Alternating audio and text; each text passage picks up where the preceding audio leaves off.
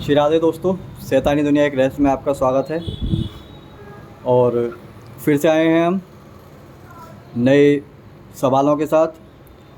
असल में क्या था कि गुरुदेव का स्वास्थ्य सही नहीं था, तो कुछ दिनों के अंतराल के बाद हम दोबारा गुरुदेव की शरण में आए हुए हैं और अपने प्रश्नों का उत्तर जानते हैं। चलिए गुरुदेव के पास चलते हैं।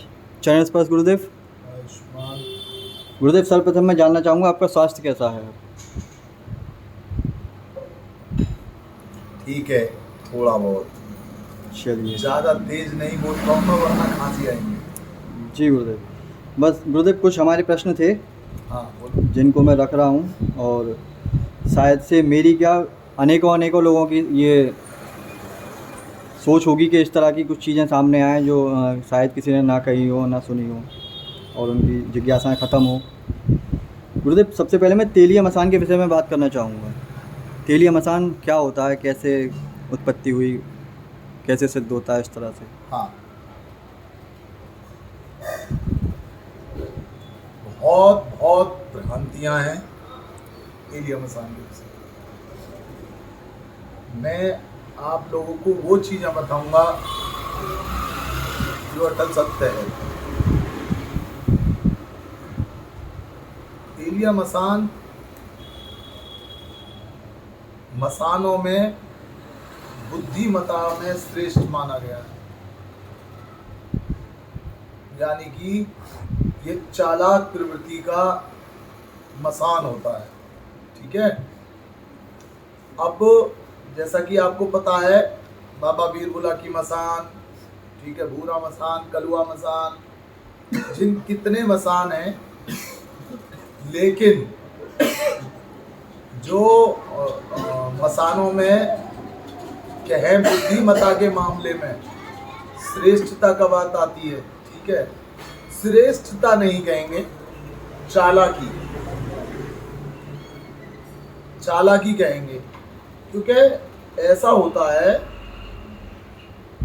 ये बात आप समझ लो कि यदि मैं कुछ और कहूँगा तो लोग ना अपने अपने देवों के विषय को लेकर सामने आ जाएंगे और फिर दिक्कत होनी चालू हो जाएगी। मैं आपको इसकी उत्पत्ति सीधे पॉइंट पे आता हूँ। इसकी उत्पत्ति, इसकी सिद्धि, इसका मंत्र किस तरीके से काम करता है वो बताता हूँ सीधा सीधा। जी गुरुदेव। ठीक है। आपने एक कौम का नाम सुना होगा, तेली। क्या आपको ये भी पता है ये जो कौम होती है ये मुस्लिम समाज में पाई जाती है? हाँ, पता है मुझे। पता है जी। तो आपको ये भी पता होगी कि मुस्लिम समाज में जो मुर्दे हैं उन्हें दफनाने का काम होता है। जी गुरुदेव। तो कहते हैं ये इस तरीके से। देखिए, मैं सबसे पहले सभी अपने व्यूवर्सों को हाथ जोड़ के माफ़ी मांगता हूँ, और ये जो मैं आपको विधान बता रहा हूँ, कोई करे ना धार्मिक आहत भावनाओं को ठेस पहुँचाए, क्योंकि जो मैं बताने जा रहा हूँ वो सिर्फ पर्सनली ज्ञान के लिए है। वो पर्सनली ज्ञान के लिए है, करने के लिए नहीं है। ठीक है। क्योंकि धार्मिक आहत पहुंचाने के लिए भावना कानूनन अपराध है ये। ठीक है। जब कोई तेली व्यक्ति खत्म हो, जिज्ञासा तहत है ये जानकारी से। जी हाँ, जैसा कि तुमने जिज्ञासा रखी है इसलिए बता रहा हूँ। ठीक है। असल में तो वो तेली की जो कब्र होती है, उस तेली की कब्र पे जाके वहां पे जो मैं ये मंत्र आपको पिन कर रहा हूं, ठीक है, इस मंत्र को 41 दिन तक इसका चिल्ला होता है पूरा। बाकायदा सभी जो परहेजी होते हैं, मतलब ब्रह्मचार्य से रहना, मीट मांस मछली ना खाना, यहाँ तक कि प्याज अंडे ये सब छोड़ देना। ठीक है। क्या मुस्लिमों के लिए भी गुरुदेव यही विधान है? जी हाँ, किसने कहा मुस्लिमों में ये सब चीज़ें चलती हैं? ये तो विधान बना दिया इन लोगों ने, तो बना दिया। नॉन वेज लेते हैं ना मुस्लिम लोग। ये अच्छे मौलवी लोग तो प्याज भी नहीं लेते। जो अच्छे मौलवी आलिम होते हैं ना, जी। वो प्याज भी नहीं लेते। तो उसकी कब्र पे जाके 41 दिन तक ये चिल्ला पड़ा जाता है, और 41 दिन के बाद उस कब्र में से वो मसाना उठ जाता है। जी। उठने के बाद वो आपसे अपनी भेंट मांगता है। उस वक्त उसे मीठे चावल और मुस्क का इत्र जी। उसके छिड़क देना चाहिए, और अपने रक्त की इस वाली उंगली, सीधे हाथ की इस वाली उंगली की 3 बूंद फर्स्ट बंगल। धरती पे डाल देंगे उसी वक्त। वो आपके काबू में हो जाता है और आपसे आपका काम करने लगता है। काम वो सब कुछ करता है जो आप चाहते हो।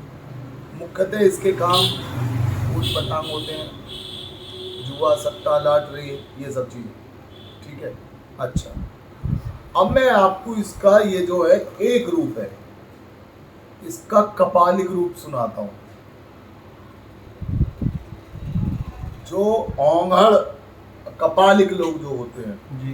दोनों या अघोरी श्रेणी में, वो ये सर्च करते हैं कि भाई कहाँ कौन ऐसा तेली व्यक्ति खत्म हुआ है। तो वो उसकी कब्र में जाते हैं और उस कब्र को खोद लेते हैं और उस मुर्दे को निकाल देते हैं। ध्यान रखें, मैं पहले कह चुका हूं, ये विधि सिर्फ और सिर्फ ज्ञान पर्पज है, जैसा कि अमृत ने पूछा। लेकिन मैं आपको वो विधि बता रहा हूं जो YouTube पे नहीं होगी। मैं बता रहा हूं, फिर भी बता रहा हूं, लेकिन करने के लिए नहीं है, केवल ज्ञान के बतौर। जिज्ञासा है तो बस। जिज्ञासा है। और ये जो मैं बता रहा हूँ ये अटल सत्य है। और अगर कोई करता है तो उसकी स्वयं की जिम्मेदारी हो। वो उसकी स्वयं की जिम्मेदारी है, उसकी स्वयं की रेस्पॉन्सिबिलिटियाँ हैं। इस चैनल का इस बात से कोई लेना देना नहीं।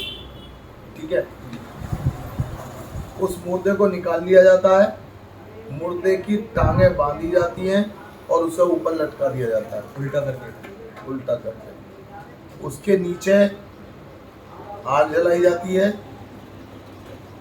वो लाश बिल्कुल सड़ गल चुकी होती है। वहां बैठ के उस लाश पे मंत्र जाप करे जाते हैं। उसके सेक से उसकी जो ये हड्डी होती है, ये वाला इलाका जो होता है, गर्दन ये सब जो चीज होती है, वो पूरा हवन के द्वारा जल जाता है। तो वो जो खोपड़ी बचती है इतनी इतनी, उसे यहाँ कंठ से तोड़ दिया जाता है और उस कंठ को निकाल के बाकी सारे लाश को जहाँ उसका वो है कब्र है उसमें दबा दिया जाता है। तदुपरांत उस खोपड़ी को लाके और बैठ के अघोरी लोग सिद्ध कर लेते हैं और वो खोपड़ी भूत वर्तमान भविष्य जो चाहो एज यू विश वो करती है और वो बताती है और वो बाकायदा बोलती है। उसे कहते हैं तेलिया मसान की खोपड़ी, जो खोपड़ियों में सबसे श्रेष्ठ है। जी समझ पा रहे हैं आप? जोड़ दे। उसे बोलते हैं तेलिया मसान।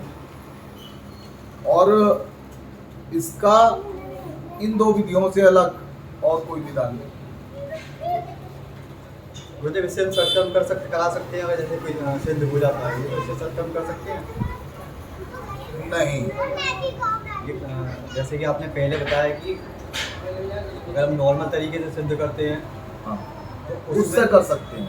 उसमें फिर ये जुआ सट्टा वगैरह ये सारा वो सब जो कुकर्म होते हैं वो सब उसमें ये आता है और उससे ये सब चीज़ें होती हैं। से ये सब चीज़ें होती हैं। और जैसे आपने बताया था अघोरी या अवगुण जो सिद्ध करते हैं उस तरीके से त्रिकालदर्शी मतलब ये भूत भविष्य वर्तमान ये चीज़ें वो तो फिर उसकी एक्सट्रीम पावर हो गई। अच्छा, बेस्ट ऑफ बेस्ट पावर। हाँ, उसकी एक्सट्रीम पावर हो गई और फिर वो अमर क्रियाओं में आ गई। बहुत बहुत धन्यवाद गुरुदेव, ये जिज्ञासा मेरी शांत करने के लिए, और आशा करता हूँ कि ये वीडियो पसंद आएगी। लाइक करें, शेयर करें, सब्सक्राइब करें और बेल आइकन का बटन ज़रूर दबाएं। श्री राधे।